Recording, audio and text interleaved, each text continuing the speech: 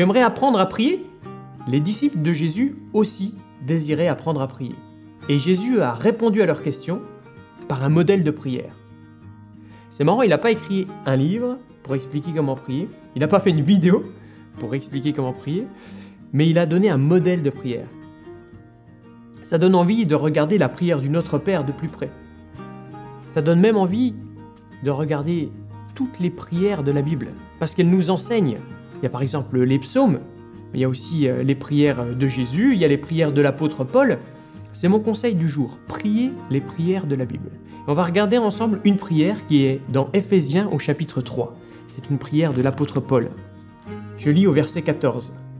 « C'est pourquoi je fléchis les genoux devant le Père, de qui toute famille dans les cieux et sur la terre tire son nom, afin qu'il vous donne, selon la richesse de sa gloire, d'être puissamment fortifié par son esprit dans l'homme intérieur, que le Christ habite dans vos cœurs par la foi. » L'apôtre Paul prie en étant persuadé, convaincu que Dieu est riche en bénédictions et qu'il va continuer de bénir. Il n'a aucun doute, on peut prier de la même manière, avec cette même confiance en Dieu. Et qu'est-ce qu'il demande pour les Éphésiens? Qu'ils soient puissamment fortifiés dans leur être intérieur par la foi en Christ. On peut prier la même chose. Et je continue la lecture.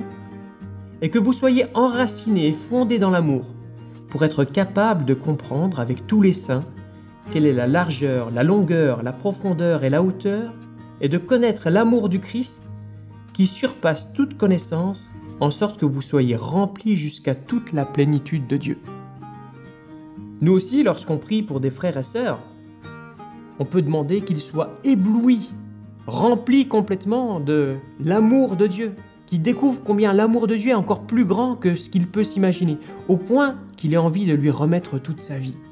Je termine la lecture de la prière. « Or à celui qui, par la puissance qui agit en nous, peut faire infiniment au-delà de tout ce que nous demandons ou pensons, à lui la gloire dans l'Église et en Christ Jésus, dans toutes les générations, au siècle des siècles. Amen. » Nous pouvons aussi prier pour être renouvelés dans notre vision de la gloire de Dieu et pour être renouvelés dans notre confiance en ce Dieu qui peut faire bien au-delà de ce que nous demandons. Conseil du jour, priez les prières de la Bible. Si tu aimerais un exemple de prière sur cette prière de l'apôtre Paul, tu pourras trouver un exemple de Dominique Anger sous cette vidéo, où tu trouveras aussi l'application PrayerMate qui te permet de télécharger des prières de la Bible.